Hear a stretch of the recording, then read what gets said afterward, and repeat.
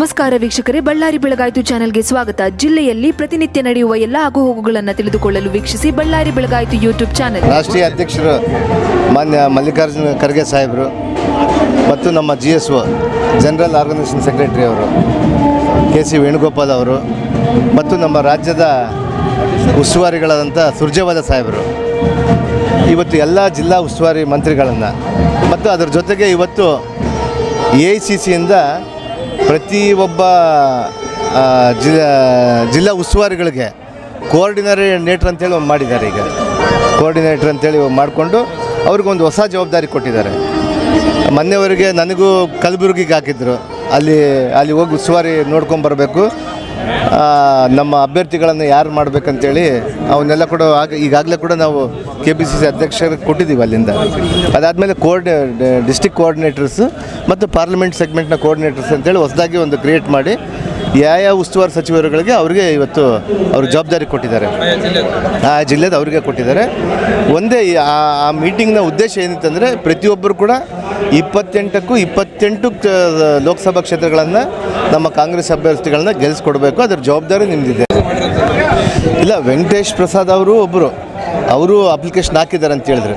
ನನ್ನ ಸೋದರರಾಗಿರ್ಬೋದು ಅವರು, ಮಾನ್ಯ ಉಗ್ರಪ್ಪನವರು ಹಾಕಿದ್ದಾರೆ, ಅದೇ ರೀತಿ ಮುರಳೀಕೃಷ್ಣನವರು ಹಾಕಿದ್ದಾರೆ, ಗುಜ್ಜಲ್ ನಾಗರಾಜ್ ಅವರು ಹಾಕಿದ್ದಾರೆ. ಇನ್ನು ಭಾಳ ಜನ ಆಕಾಂಕ್ಷಿಗಳು ನಮ್ಮ ಲೋಕಸಭಾ ಕ್ಷೇತ್ರದ ST ಮೀಸಲು ಕ್ಷೇತ್ರಕ್ಕೆ ಎಲ್ಲರೂ ಹಾಕಿದ್ದಾರೆ. ಅದರಲ್ಲಿ ವೆಂಕಟೇಶ್ ಪ್ರಸಾದ್ ಅವರು ಕೂಡ ಒಬ್ಬರು ಹಾಕಿದ್ದಾರೆ ಅಂತೇಳಿ ಹೇಳಿದ್ದಾರೆ. ಇಲ್ಲ, ಖಂಡಿತವಾಗಿ ಯಾರೇ ಇದ್ದರೂ ಕೂಡ ಗೆಲ್ಲುವಂಥ ಅಭ್ಯರ್ಥಿನ ನಾವು ಸೆಲೆಕ್ಟ್ ಮಾಡಬೇಕಂತೇಳಿ ಹೇಳಿದ್ದಾರೆ.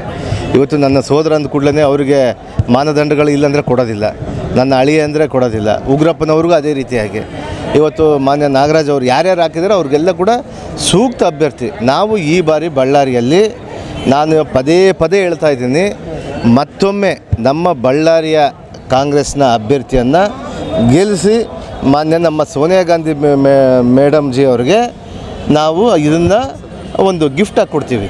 ಅವ್ರಿಗೆ ಉಡುಗೊರೆಯಾಗಿ ಬಳ್ಳಾರಿಯ ಲೋಕಸಭೆ ಅಭ್ಯರ್ಥಿಯನ್ನು ಗೆಲ್ಲಿಸಿ ನಾವು ಕೊಡ್ತೀವಿ ಅಂತೇಳಿ ಸಂಕಲ್ಪ ತೆಗೆದುಕೊಂಡಿದ್ದೀವಿ. ಇವತ್ತು ನಾವೆಲ್ಲ ಶಾಸಕರು, ಇನ್ಕ್ಲೂಡಿಂಗ್ ನಮ್ಮ ಸೀನಿಯರ್ ಶಾಸಕರಾದಂಥ ತುಕಾರಾಮ್ ಅವರು, ಮಾನ್ಯ ಗಣೇಶ್ ಅವರು ಮತ್ತು ನಾರಾ ಭರತ್ ರೆಡ್ಡಿ ಅವರು, ಮತ್ತು ಹಡಗಲಿಯಿಂದ ಪರಮೇಶ್ವರ್ ನಾಯಕ್ ಸಾಹೇಬರು, ಮತ್ತು ಕೂಡ್ಲಿಗಿಂದ ಶ್ರೀನಿವಾಸ್ ಅವರು, ಮತ್ತು ಹಗರಿಬೊಮ್ಮನಹಳ್ಳಿಯಿಂದ ಭೀಮಾ ನಾಯಕ್ ಅವರು, ನಮ್ಮ ಹೊಸಪೇಟೆಯಿಂದ ವಿಜಯನಗರದಿಂದ ನಮ್ಮ ಗವಿಯಪ್ಪನವರು, ಈ ರೀತಿ ನಾವು ಎಲ್ಲ 8 ಕ್ಷೇತ್ರಗಳನ್ನ MLA ಅಭ್ಯರ್ಥಿಗಳನ್ನು ಸೋತಂಥವ್ರನ್ನ ಗೆದ್ದಂಥವ್ರನ್ನ ಮತ್ತು ಅಲ್ಲಿ ಸ್ಥಳೀಯ ಮುಖಂಡರನ್ನ ಯಾವ ಅಭ್ಯರ್ಥಿ ಕೊಟ್ಟರೆ ಒಳ್ಳೇದಂತೇಳಿ ಒಂದು ಚರ್ಚೆ ಮಾಡ್ಕೊತೀವಿ. ಅದರಲ್ಲಿ ಮುಖ್ಯವಾಗಿ ನಮ್ಮ ಜಮೀರ್ ಅಹಮದ್ ಅವರು ವಿಜಯನಗರ ಜಿಲ್ಲಾ ಉಸ್ತುವಾರಿ ಸಚಿವರಾಗಿದ್ದಾರೆ. ನನ್ನ ಕಾಂಬಿನೇಷನು ಅವ್ರ ಕಾಂಬಿನೇಷನ್ ಸೇರಿಕೊಂಡು ನಾವು ಖಂಡಿತವಾಗಿ ನಮ್ಮ ಬಳ್ಳಾರಿ ಜಿಲ್ಲೆಯ ಲೋಕಸಭೆ ಅಭ್ಯರ್ಥಿಯನ್ನು ಯಾರಿಗೆ ಕೊಟ್ಟರು ಕೂಡ ಇವತ್ತು ಇವರಿಗೆ ಅಂತೇಳಿ ಹೇಳಿಲ್ಲ. ಬಟ್ ಇಲ್ಲಿ ಒಂದೇ ಕ್ರೈಟೀರಿಯಾ, ಮಾನದಂಡ ಏನಂದರೆ ಗೆದ್ಕೊಂಡು ಬರಬೇಕು, ಗೆಲ್ಲುವಂಥ ವ್ಯಕ್ತಿಗೆ ನಾವು ಕೊಡಬೇಕನ್ನುವಂಥದ್ದು ನಮ್ಮ ಉದ್ದೇಶ ಇದೆ. G. ಪರಮೇಶ್ವರ್ ಅವರು ಮೊನ್ನೆ ಒಂದು ಡೆಲ್ಲಿಗೆ ಬಂದಮೇಲೆ ಮಾತಾಡಿದ್ದಾರೆ, ಯಾರು ಉಸ್ತುವಾರಿ ಕೊಟ್ಟಿರ್ತೀವಿ ಅವ್ರು ಏನಾದರೂ ಪರ್ಫಾರ್ಮೆನ್ಸ್ ಸರಿ ಇಲ್ಲ ಅಂದರೆ ಅವರ ಸಚಿವ ಸ್ಥಾನಕ್ಕೆ ಕೊಟ್ಟು ಬರುತ್ತೆ ಅಂತ ವಾರ್ನಿಂಗ್ ಕೊಟ್ಟಿದ್ದಾರೆ ಅಂತ ಬೇರೆ ಹೇಳ್ತಾರೆ. ಖಂಡಿತವಾಗಿ ವಾರ್ನಿಂಗ್ ಕೊಟ್ಟಿದ್ದಾರೆ, ಅದರಲ್ಲಿ ಎರಡನೇ ಮಾತಿಲ್ಲ. ಗೆಲ್ಸ್ಕೊಂಡು ಬರಬೇಕಂತೇಳಿ ನಿಮ್ಮ ಪರ್ಫಾರ್ಮೆನ್ಸ್ ಇವತ್ತು ಒಂದು ಕ್ಷೇತ್ರದಿಂದ ಆಗೋದಿಲ್ಲ, ಒಂದು ಅಸೆಂಬ್ಲಿ ಕ್ಷೇತ್ರದಿಂದ ಆಗೋದಿಲ್ಲ. ಸುಮಾರು 8 ಕೆಲವು ಭಾಗದಲ್ಲಿ 8 ಕ್ಷೇತ್ರಗಳು ಬರ್ತವೆ, ಕೆಲವು ಭಾಗದಲ್ಲಿ 7 ಬರ್ತವೆ, ಕೆಲವು 9 ಬರ್ತವೆ. ಈ ರೀತಿ ಪಾರ್ಲಿಮೆಂಟ್ ಸೆಗ್ಮೆಂಟ್ನಲ್ಲಿ 18.5 ಲಕ್ಷಕ್ಕೂ ಮೇಲ್ಪಟ್ಟು 20 ಲಕ್ಷಕ್ಕೂ ಮೇಲ್ಪಟ್ಟಿರುವಂಥ ಮತದಾರರಲ್ಲಿ ಎಲ್ಲರದ್ದು ಜವಾಬ್ದಾರಿ ಇರುತ್ತೆ. ಅದರಲ್ಲಿ ಜಾಸ್ತಿ ಜವಾಬ್ದಾರಿ ಉಸ್ತುವಾರಿ ಸಚಿವರಿಗಿರುತ್ತೆ. ಇವತ್ತು ನನಗೆ ಬಳ್ಳಾರಿ, ನಾನು ಯಾಕೆ ಇಷ್ಟು ಕಠಿಣವಾಗಿ ನಾನು ಸಂಕಲ್ಪದಿಂದ ಹೇಳ್ತಾ ಇದ್ದೀನಿ, ನಾನು ಉಸ್ತುವಾರಿ ಸಚಿವನಾದಮೇಲೆ ಕಾಂಗ್ರೆಸ್ ಪಕ್ಷಕ್ಕೆ ನಾನು ಒಂದು ಗೆಲುವನ್ನು ತಂದು ಕೊಡಬೇಕಲ್ಲ. ನಂದಂತಲ್ಲ ಜವಾಬ್ದಾರಿ, ಇಲ್ಲಿ ಕಾಂಗ್ರೆಸ್ ಪಕ್ಷದ್ದು, ನಮ್ಮ ಎಲ್ಲ ಶಾಸಕರದ್ದು. ಇವತ್ತು ನಾವು ಇಡೀ 5 ಜಿಲ್ಲೆಯಲ್ಲಿ 5 ಕ್ಷೇತ್ರಗಳನ್ನು ಕಾಂಗ್ರೆಸ್ ಗೆದ್ದಿದ್ದೀವಿ. ಇದನ್ನು ಯಾವ ರೀತಿ ನಾವು BJPನಲ್ಲಿ ಗೆಲ್ಲಕ್ಕೆ ಬಿಡೋದೇ ಇಲ್ಲ. ನಾವು ಖಂಡಿತವಾಗೂ 100% ಒಮ್ಮತದ ಅಭ್ಯರ್ಥಿನ ತೆಗೆದುಕೊಂಡ್ಬರ್ತೀವಿ. ಅವರು ಹೇಳಿದಾರಾ ಅಂದರೆ ಪರ್ಫಾರ್ಮೆನ್ಸ್ ಅಂದರೆ ಸರಿ ಬರಲಿಲ್ಲ ಅಂದರೆ ಖಂಡಿತವಾಗಿ ಚೇಂಜ್ ಅಲ್ಲ, ಅವರು ಅಸಮರ್ಥರು ಅಂತೇಳಿ ಆಗುತ್ತೆ. ಸಮರ್ಥರಲ್ಲ, ಅವರು ಅಸಮರ್ಥರು. ಅವ್ರಿಗೆ ಕುದುರೆಯನ್ನು ಕೊಟ್ಟರು ಕೂಡ ಏರೋ ಕುದುರೆಯನ್ನು ಏರ್ಲಿಕ್ಕೆ ಆಗಲ್ಲ ಅಂತ ನಾಯಕ ಆಗ್ತಾನೆ. ಅದಕ್ಕೆ ನಮ್ಮ ಸಂಕಲ್ಪ, ನಾನು ಕೂಡ ಇವತ್ತು ಪ್ರತಿಯೊಂದು ನಮ್ಮ ಹಳ್ಳಿ ಭಾಗದಲ್ಲಿರ್ಬೋದು, ಇವತ್ತು ನಮ್ಮ ಎಲ್ಲ ಜಿಲ್ಲೆಯ ಭಾಗದಲ್ಲಿರ್ಬೋದು, ನಾವೆಲ್ಲರೂ ಕೂಡ ಹೊಂದಾಣಿಕೆ, ನಮ್ಮಲ್ಲಿ ಡಿಫ್ರೆನ್ಸಸ್ ಇರ್ಬೋದು, ಆದರೂ ಕೂಡ ಯಾವೂ ಇಲ್ಲ. ಇದ್ರೂ ಕೂಡ ನಾವು ಸರಿ ಮಾಡ್ಕೊಂಡು ಹೋಗಿ ಕಾಂಗ್ರೆಸ್ ಗೆಲುವಿಗೆ ನಾವು ಪಣ ತೊಟ್ಕೊಂಡು ಮಾಡ್ತೀವಿ. ಕೊಟ್ಟ ಮೇಲೆ ಈಗ ಸಚಿವರು ಯಾರು ಹೇಳ್ತಾರೆ ಅವರಿಗೆ ಟಿಕೆಟ್ ಕೊಟ್ಟರೆ ನೀವು ಆ ಥರ ಓಡಾಡ್ಬಾರ್ದು ಅಂದರೆ ನಿಮಗೆ ಗೊತ್ತಿರಲಿಲ್ಲ. ಇಲ್ಲ, ಸಚಿವರು ನಾವು ಸ್ಥಳೀಯವಾಗಿ ನಮ್ಮೆಲ್ಲ ಮುಖಂಡರು, ನಂದೊಂದೇ ಅಲ್ಲ, ಇವತ್ತು ಉಸ್ತುವಾರಿ ಸಚಿವನಂದ್ರೆ ಒಂದೊಂದೇ ಜವಾಬ್ದಾರಿ ಇರಲ್ಲ. ನಮ್ಮೆಲ್ಲರೂ ಸಾಮೂಹಿಕ ನಾಯಕತ್ವ ನಮ್ಮಲ್ಲಿ. ಎಲ್ಲರೂ ಕುಂತು ಚರ್ಚೆ ಮಾಡಿ, ಇಲ್ಲ ಇವ್ರಿಗೆ ಯಾರು ಕೊಟ್ಟರೆ ಅವ್ರಿಗೇನು ಮಾನದಂಡಗಳು, ಅವ್ರಿಗೆ ಯಾವ ರೀತಿ ನಮಗೆ ಬೆನಿಫಿಟ್ ಆಗುತ್ತೆ, ಇನ್ನೊಬ್ಬರದ್ದು ಯಾವ ರೀತಿ ಬೆನಿಫಿಟ್ ಆಗುತ್ತೆ, ಇದೆಲ್ಲ ಕೂಡ ಮಾನ್ಯ ಡಿ ಕೆ ಶಿವಕುಮಾರ್ ಅವರು ನಿರ್ಧರಿಸ್ತಾರೆ.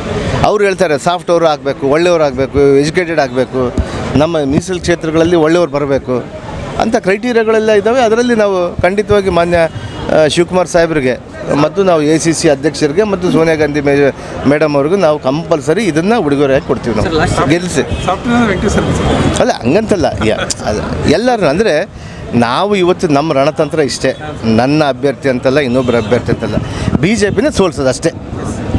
ಹಾಂ, ರಾಮ ಮಂದಿರ ವಿಚಾರನ BJP ಪೊಲಿಟಿಸೈಸ್ ಮಾಡ್ತಿದೆ ಅಂತ ನಿಮ್ಮ ಪಕ್ಷದ ಮುಖಂಡರು ಹೇಳ್ತಿದ್ದಾರೆ. ಜೊತೆಗೆ ನಾವು ರಾಮ ಮಂದಿರ ಪ್ರಾಣ ಪ್ರತಿಷ್ಠಾಪನೆ ಕಾರ್ಯಕ್ರಮಕ್ಕೂ ಕೂಡ ಹೋಗಲ್ಲ ಅಂತ ಹೇಳಿದರೆ ಈ ನಿರ್ಧಾರದ ಬಗ್ಗೆ ನೀವೇನು ಹೇಳ್ತೀವಿ? ಅಲ್ಲ, ಖಂಡಿತ ಹೋಗಲ್ಲ ಅಂತಲ್ಲ. ಇವತ್ತು ನಾವು ಈಗಾಗಲೇ ಕೂಡ ಹಲವಾರು ಬಾರಿ ಇವತ್ತು ನಾವು ಹೇಳ್ತಾ ಇದ್ವಿ, ನಮ್ಮ ಪ್ರತಿಯೊಬ್ಬ ಕಾಂಗ್ರೆಸ್ ಅವರು ಕೂಡ ಅವರು ರಾಮ ನಮ್ಮ ದೇವರು, ಇಡೀ ದೇಶದ ದೇವರು. ಒಂದು ರಾಜಕೀಯ ಪಕ್ಷಕ್ಕೆ ದೇವರಲ್ಲ ಅವರು, ನಮ್ಮೆಲ್ಲರಿಗೂ ಕೂಡ ದೇವರೇ. ನಾವು ಕೂಡ ಇವತ್ತು ಮಾನ್ಯ ಸಿದ್ದರಾಮಯ್ಯ ಅವರು, ಅವ್ರ ಹೆಸರಲ್ಲೇ ನಾವು ರಾಮ ಇದ್ದಾನೆ. ಇವತ್ತು ಆ ರೀತಿಯಾಗಿ ಸಿದ್ದರಾಮಯ್ಯನವ್ರನ್ನ ಸಮೇತ, ನಮ್ಮ KPCC ಅಧ್ಯಕ್ಷರ ಸಮೇತ, ಇವತ್ತು AICC ಅಧ್ಯಕ್ಷರ ಸಮೇತ, ರಾಹುಲ್ ಗಾಂಧೀಜಿಯವ್ರ ಸಮೇತ ಎಲ್ಲರೂ ಕೂಡ ನಾವು ಒಪ್ಕೊಂಡಿದ್ದೀವಿ, ರಾಮ ನಮ್ಮ ದೇವ್ರು ಅಂತೇಳಿ ಒಪ್ಕೊಂಡಿದ್ದೀವಲ್ಲ, ಅದರಲ್ಲಿ ಎರಡನೇ ಮಾತಿಲ್ಲ. ಯಾಕಂದರೆ ಇಲ್ಲಿ ಪೊಲಿಟಿಸೈಸ್ ಮಾಡ್ತಾಯಿದ್ದಾರೆ, ಪೊಲಿಟಿಕಲಿ ಮಾಡ್ತಾಯಿದ್ದಾರೆ. ಇವತ್ತು ನೋಡಿ, ಇವತ್ತು ಅಲ್ಲೇ ಗುಂಪುಗಾರಿಕೆ ಆಗ್ತಾಯಿದೆ. ಅಂದರೆ ಇವತ್ತು ನಮ್ಮ ಪೂಜಾರಿಗಳಲ್ಲಿ, ಕೆಲವು ಗುಂಪುಗಳಲ್ಲಿ, ಸ್ವಾಮೀಜಿಗಳಲ್ಲೇ ಕೆಲವು ಪರ ಮತ್ತು ವಿರೋಧಗಳು ನಡೀತಾ ಇದ್ದಾವೆ.